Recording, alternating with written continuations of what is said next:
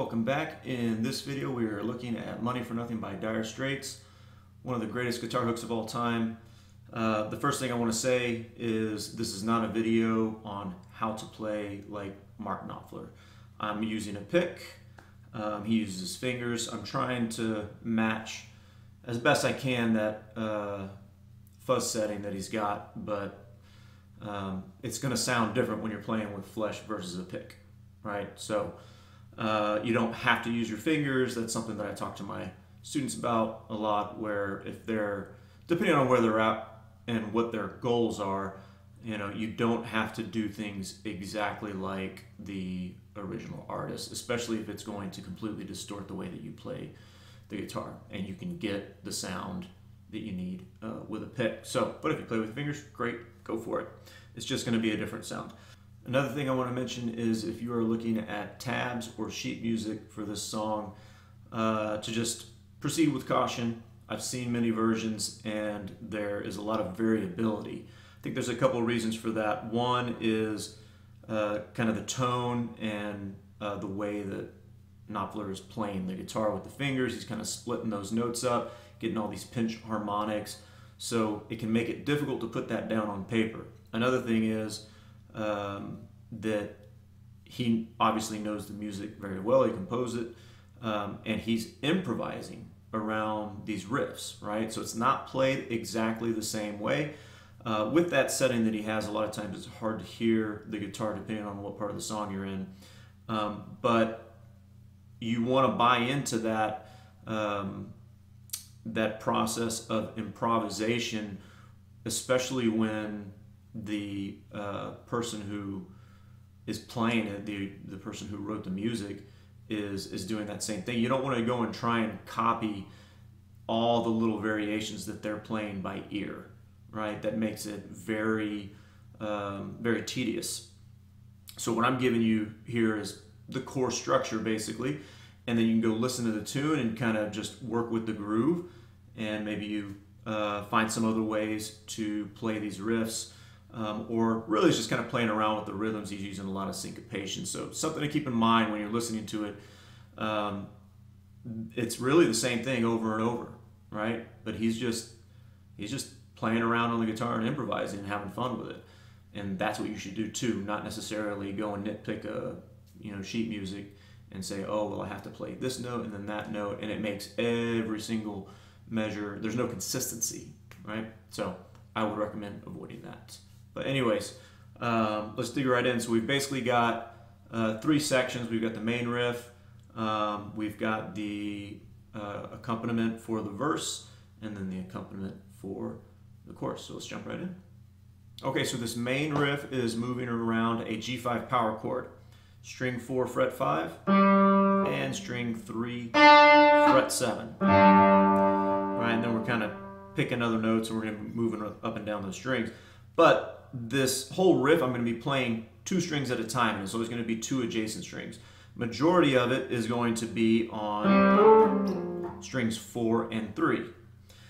You'll see my fingers pop up to string 2 fret 6 and string 2 fret 8. And when that happens, I'm playing strings 3 and 2 adjacent strings. And there is going to be a moment where we come down to strings 5 and 4. But like I said, majority of that on strings 4 and 3. Okay, so for the majority of this, you're going to be using finger 1 and finger 3, index and ring. Really a whole lot of finger 1 because you're going to be using these little double stops on the same fret. But you'll see finger 2 and 4 pop in on string 2, like I mentioned a second ago. So mostly on strings 3 and 4.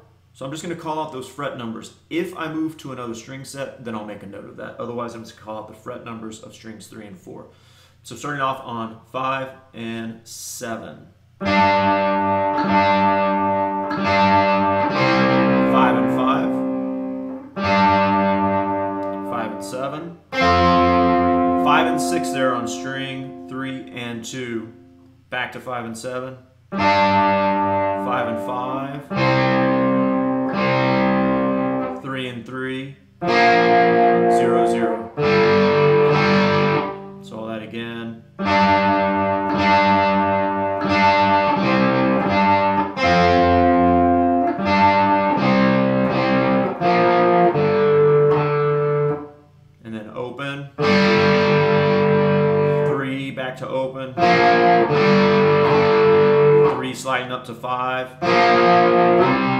5 back to 3, open. Okay, so that was basically all on strings 4 and 3, except for that one string 2 fret 6.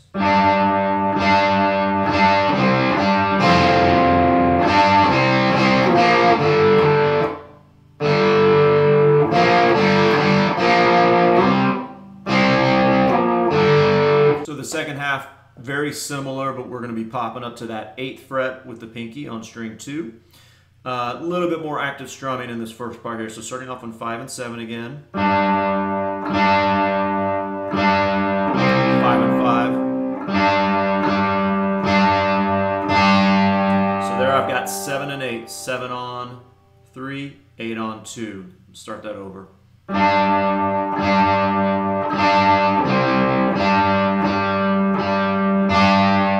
And then 5 and 5. 5 and 7, 5 and 5, 3, 3, 0, 0, 0,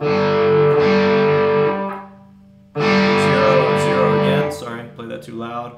And then you're going to do a pull off here from string 3 fret 3 to open,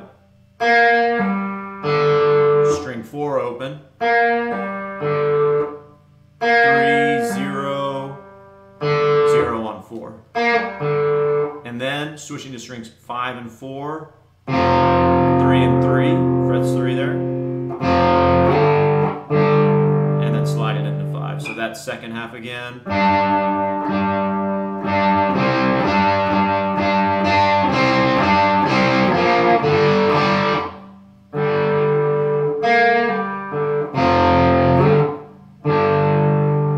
Alright, so I'm just going to put both of those together slowly, and then we'll speed it up, maybe play through it a few times here. So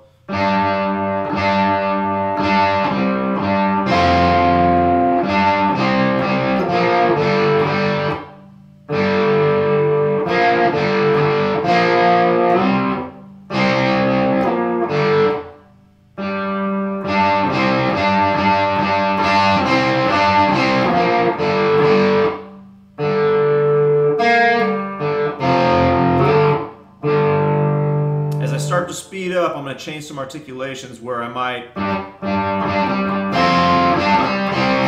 slide right there. So you should experiment with that. He's not playing it the same way every time.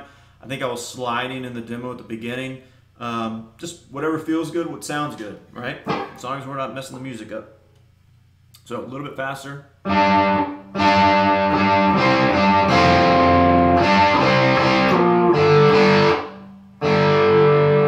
Do a pull off here. At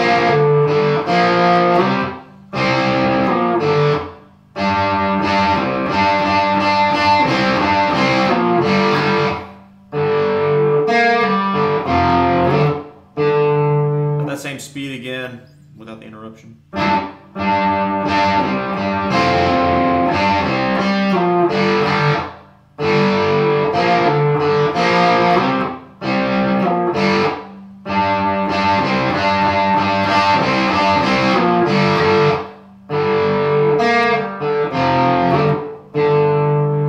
Faster.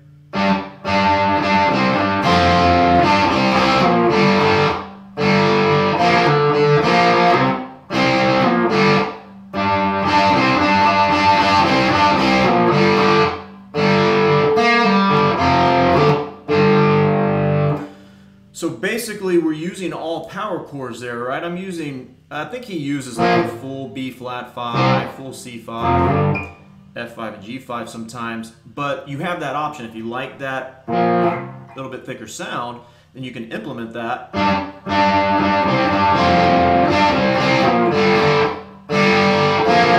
Right here.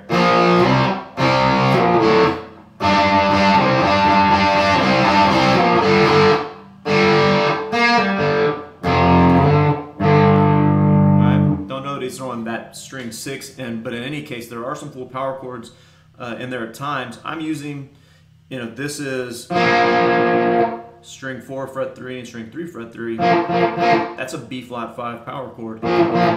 This is just adding that root again, right? It's just gonna get that lower end. So that's B flat 5 and C5. jump to strings 5 and 4. That's F5 and G5.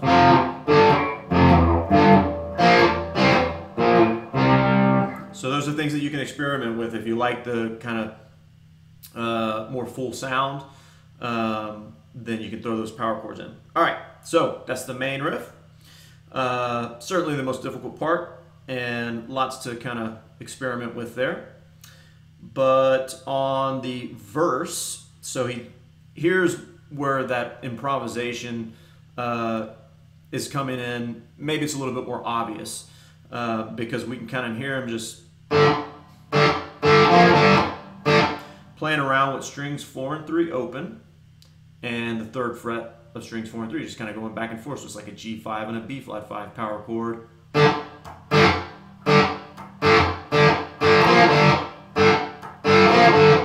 Right, so it's kind of going in and out like that, but it's a 4-measure phrase on that last measure. Right? So basically what this is just replacing that main riff. Maybe it's easier to sing over, I don't know, but he does sing over that main riff, so it could be just for changing up the sound. So it's basically 3 measures of playing around with that G5 and B flat 5. And then you add that little, just like we did with the main riff, and then you do the same thing all over again.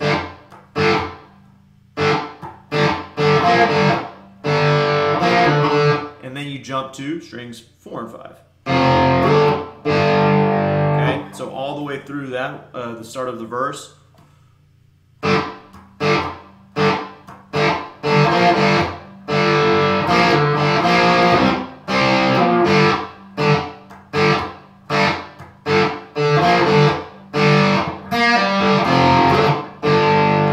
So it's basically just a substitution for that main riff, okay? Pretty straightforward. You can listen to the audio and play around with your articulations. How long does something ring out? How much are you going to play? You'll hear him being a little bit more active, but it's a much softer touch because he's got that, he's using the flesh of his fingers on the strings, and probably got the volume a little bit lower at that point. So that does, the verse keeps going and he jumps back into the main riff. So it's just that all over again. Then the chorus is going, I'm going to play full power chords here. So you might see some tabla sheet music that shows just 2 strings, but I'm going to play full power chords here. That was just my choice, my preference. So B flat 5, string 5, fret 6, 6, 8, 8. E flat 5 is first, and then we jump over to string 6, 5, 4, same fret, 6, 8, 8. That's a B flat 5 chord. Back to E flat 5, and then F5. So you can hear the guitar here, but you can't clearly hear what's being done. So what you want to do is just work off of the audio, just the groove of the band working together. What I was playing in the demo was something along the lines of,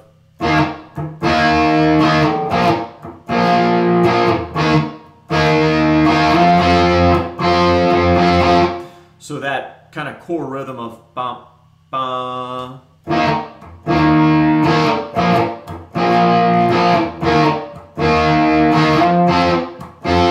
And then you can find places to add strums in. That's where you start improvising with it a little bit. So again, first part of the chorus, E flat 5, B flat 5, E flat 5 again, F5 up at 8, 10, 10. So I just took that E flat 5 chord, went up a whole step or 2 frets. Now we're going to jump back in to the main riff.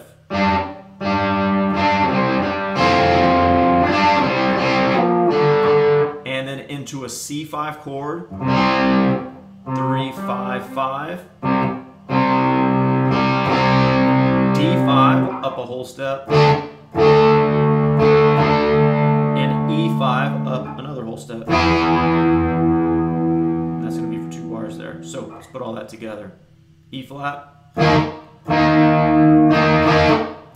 flat, E flat, F5, main riff, C5,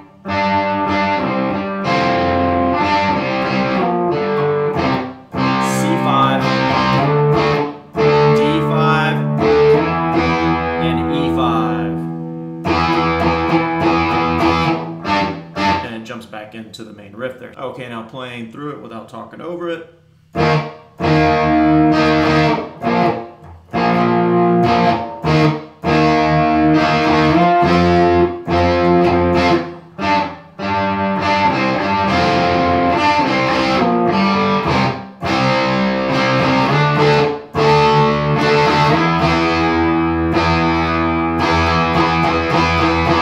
little bit more up to speed.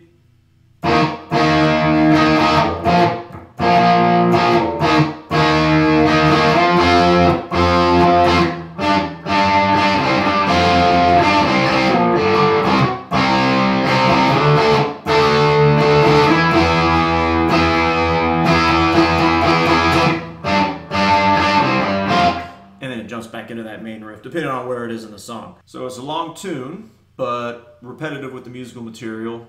Of course, the intro is like drum, vocal, vamp, if you will, and before the song gets going, or at least the guitar comes in, and then it fades out for an extended period of time. But anyways, you know, like I said, listen to it and try to, you know, slow it down and slow the music down and see if you can pick something out of there that you really like that you can use in terms of approaching that improvisational accompaniment, if you're having trouble coming up with your own stuff. But you know, you can find different parts of the song where you can hear the guitar more clearly.